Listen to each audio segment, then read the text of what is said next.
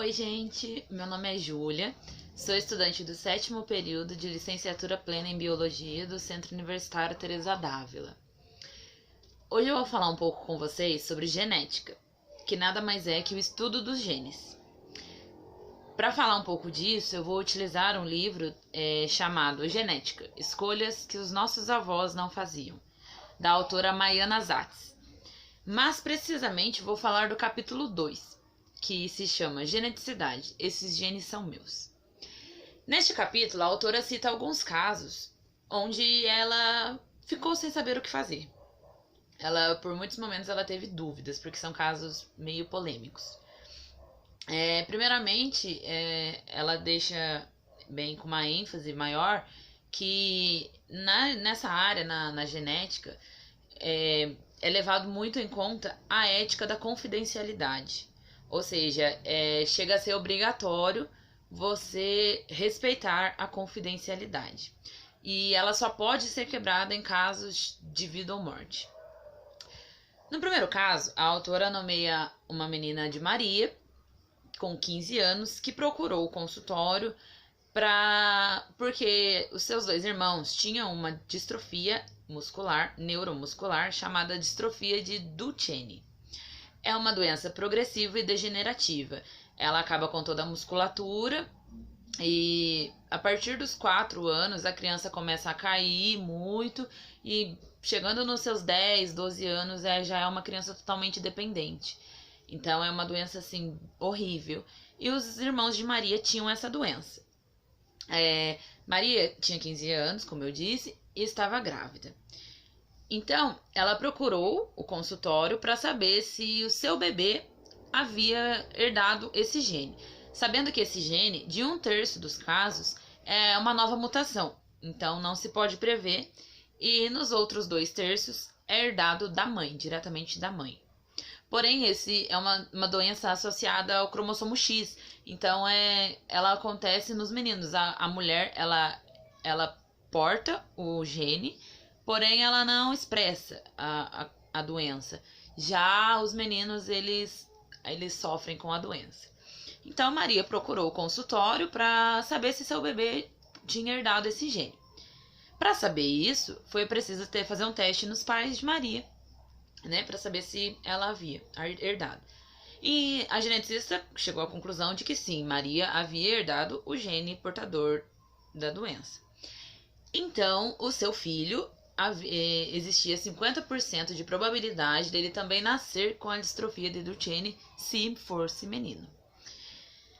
Enfim, após a consulta, durante essa consulta, vale ressaltar que Maria estava acompanhada de uma conselheira tutelar e seus pais.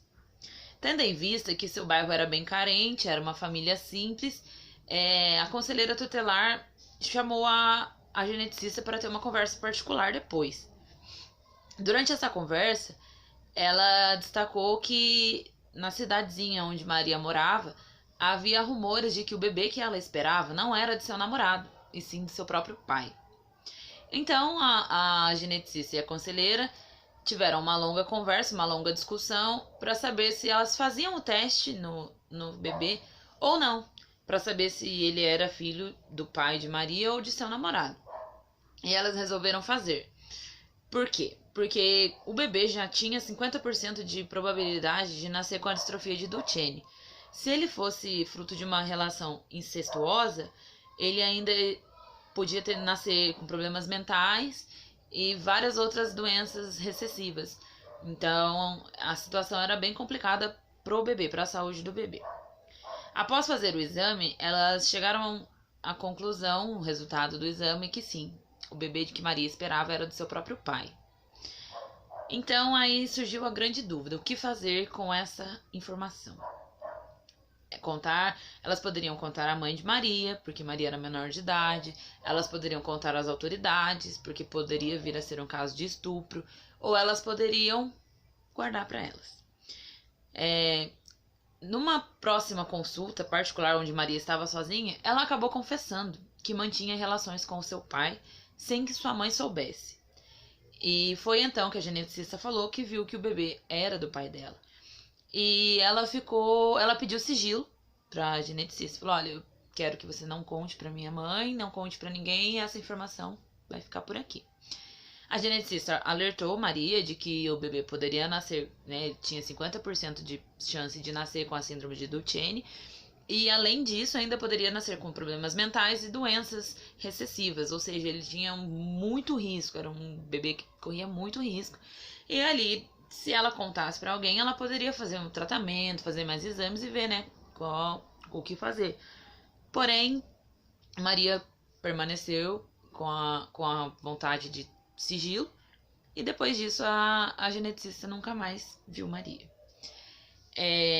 Aí a geneticista ela publicou na sua coluna na revista Veja esse caso para saber a opinião dos leitores, né? Porque é um caso muito complicado, sem saber o que você faz, o que você não faz.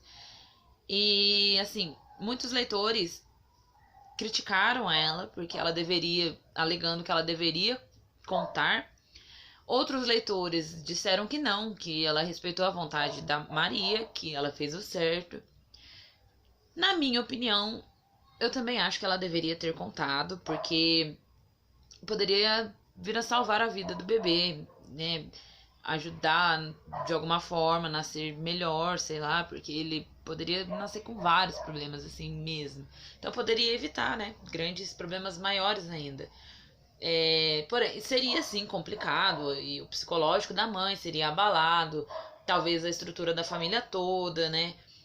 Dos leitores da revista Veja comentou que o pai poderia ser preso e a mãe só dependia dele, ele era a única fonte de renda, e os irmãos, que já são totalmente dependentes, iam passar por mais dificuldades ainda e tal. Então eu fui tirar essa dúvida, eu conversei com um professor que é advogado, e ele disse que não, o pai não seria preso, porque se for uma relação consentida, Maria já era maior de 15 anos, então ele não seria preso. Então, essa é a minha opinião sobre o caso. A autora cita mais um caso, o caso de Estela. Estela tinha um filho também com a distrofia de Duchenne. Então ela foi fazer os exames porque ela queria saber que se ela era portadora do gene, se ela tivesse mais um filho, se ele também poderia vir a ter a distrofia. A geneticista fez todos os exames e concluiu que sim, ela era portadora do gene, se ela tivesse mais um filho, o filho dela também poderia nascer com essa distrofia, né? E o que ela ainda aconselhou? Falou, Estela, eu acho que você deveria falar com as suas irmãs, primas, as mulheres mais próximas da família, também fazerem os exames, porque elas também têm chances de carregar o gene e pode nascer outros bebês com a distrofia. A resposta de Estela foi a seguinte: eu quero sigilo, eu contarei apenas a minha irmã, pois eu detesto as minhas primas, então eu não vou alertá-las. Aí é um caso complicado também, porque você coloca em risco, né, a vida de crianças que podem vir a ser geradas com uma doença horrível por simples vontade de não falar, né? A Constituição Federal, em relação à confidencialidade, ela diz o seguinte: são invioláveis a intimidade, a vida privada, a honra e as imagens das pessoas, assegurando o direito à indenização por dano material ou moral decorrente da violação. Então é bem complicado, né? E os estudos dessa área, nenhum deles chegou a uma conclusão unânime. Todos ficam divididos entre quebrar a confidencialidade para tentar fazer um bem maior ou manter a confidencialidade porque é o exigido pelo paciente. Aí fica essa grande dúvida.